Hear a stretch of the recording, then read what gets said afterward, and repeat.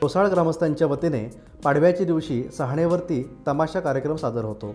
शिवसेनेचे ज्येष्ठ नेते आणि रत्नागिरी जिल्हा परिषदेचे माजी उपाध्यक्ष कैलासवासी दिलीप शेठ गदडे हे या कार्यक्रमामध्ये मोठ्या उत्साहाने आपला राजकीय अभिनिवेश बाजूला ठेवून काम करायचे।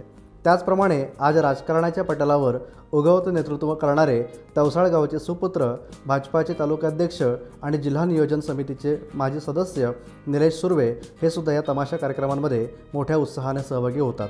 गुहागर तालुक्यातील खाडीपट्ट्यांमध्ये भंडारी समाज हा आपल्या ग्रामदेवतांचा तमाशा डफावरती आणि नालवरती आवर्जून सादर करायचे ही परंपरा आज तवसाळ गावातील ग्रामस्थांनी, युवकांनी मोठ्या उत्साहाने आणि विविधतेने चालू ठेवली आहे।